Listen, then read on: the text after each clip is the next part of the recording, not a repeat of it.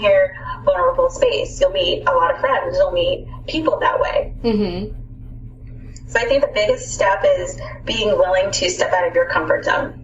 So would you recommend that a woman go by herself or with a friend? What do you think is the best way to go about doing that, going into those places where it's definitely outside of your comfort zone? I'm actually a big advocate of going out by yourself. But especially if at first, if that's not something you're used to, definitely take a friend. I actually wrote a blog post on my blog about going out alone. It's something I do regularly, and I'm starting to actually prefer it.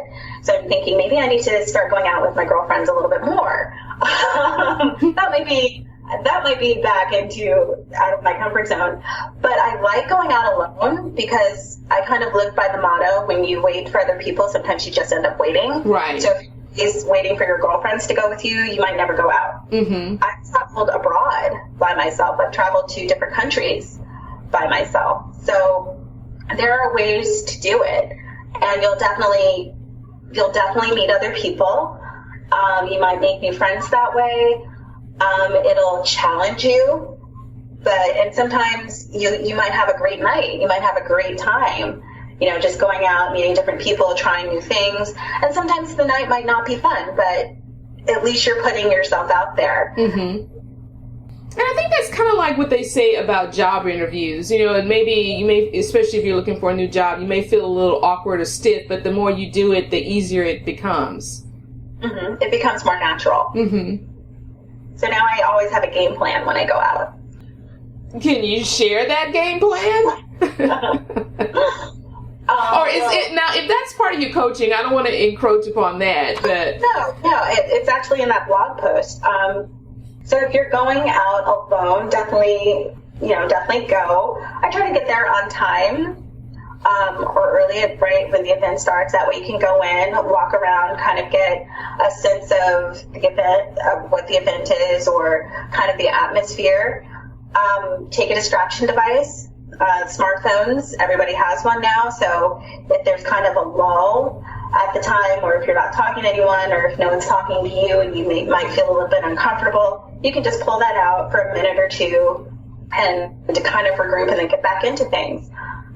Talk to people, ask, if you're at a restaurant or a bar, talk to the bartender, ask him about, what's this place usually like, or do you have any recommendations of appetizers or what have you? Mm-hmm. Just talk to people, be willing to talk to people.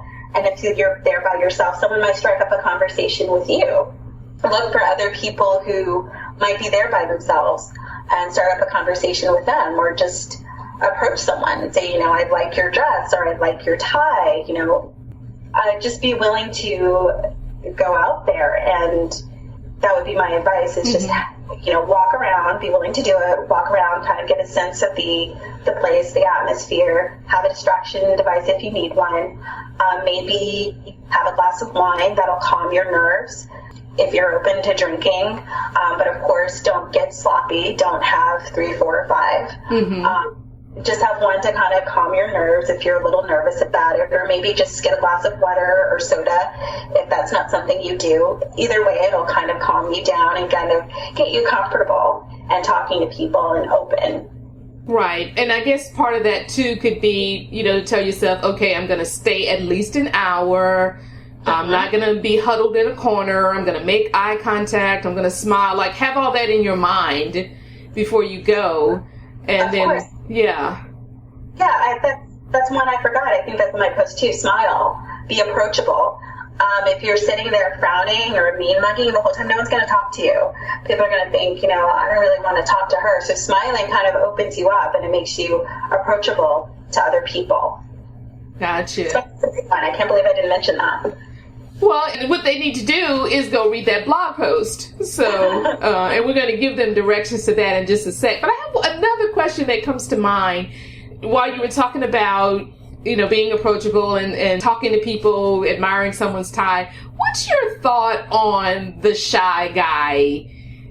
I don't really think shy guys exist. I think if he's not talking to you, if he's not asking you, it's probably for a reason. And, we've all had the experience. I've approached men before I knew better. I've done it. I've done it too. I think we've all had that experience. But I don't think men are really shy. If he's not asking, it's not because he's shy, it's because he's probably just not that into you, or he's not that interested. When men want something, they go for it. So I don't think guys are really shy.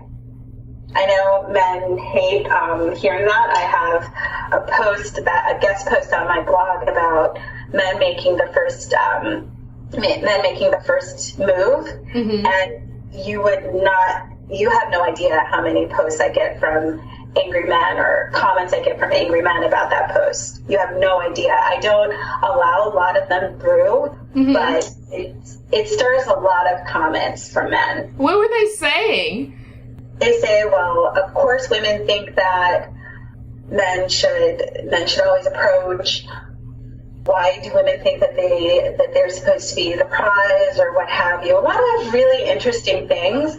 But I think even these guys who get kind of brustled by that post, I think even ultimately, they have no problem approaching women that they want. Of course, if you're approaching a guy, and if you're approaching him, you're showing him that you're interested and that you like him. So he's going to go along with that. I mean, why not? She's showing me that she's interested in me. I don't have to do any work. I mean, I can hang out, whatever. She might even sleep with me. He's going to go along with that. So it doesn't necessarily mean that he likes you. He might just like the company, the temporary company. But if he really wants you, he'll make the move. He'll approach you. And I think that's even true for those guys who kind of bristle at that post. They might not like reading it, but I think even in their daily lives, that's probably what they do. That's probably how they react when they see a girl that they like.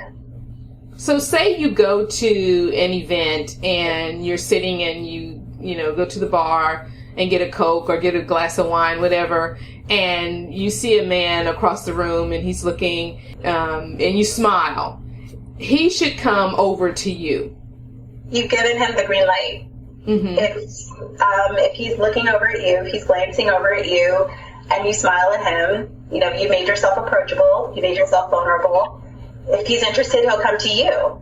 Some guys, they might be, you might see them at the club or at the bar, just out and about. He might be looking, but if you smile back at him, if you give him the green light and he still doesn't approach, it might be because there's a reason. He might have a girlfriend, but he might still think you're pretty. He might still think that you're cute. You might look like his girlfriend.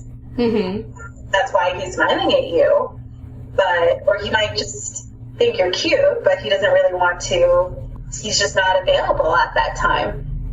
So if he's smiled at you, if he's looking at you and you've given him the green light, but he's still not approaching, he's probably not interested. But if you've given him the green light and he comes over, then it's on, so to speak. Yeah. Well, that's really good advice, and I really appreciate you sharing with our listeners on today. Now, say we have someone who wants to get one-on-one coaching. How do they sign up for that? And where can they find you online? You can find me online at www.interracialdatingcoach.com. You can find me on Twitter at Zabeth8. You can, if you're interested, you can go ahead and DM me, or you can shoot me an email if you're interested in a little bit more advice or a little bit more one-on-one coaching at zabeth91@yahoo.com.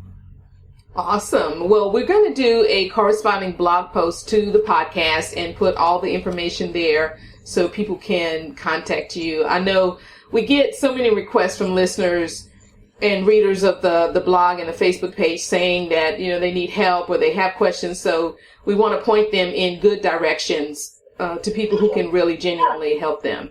Great.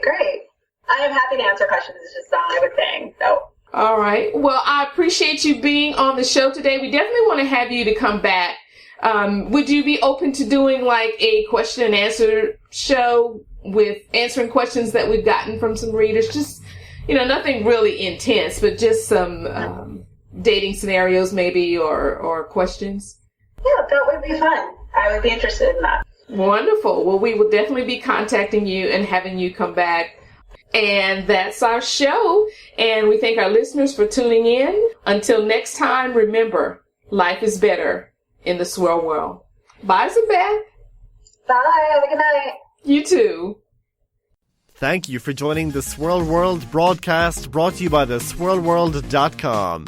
Please take a minute to visit our website and join our growing community by subscribing. You can also visit the Swirl World on Facebook.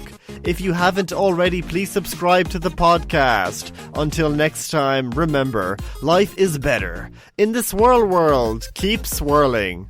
Endless passion for interracial love. Find us on Facebook. Facebook.com/The Swirl World. The Swirl World. Swirling as it should be.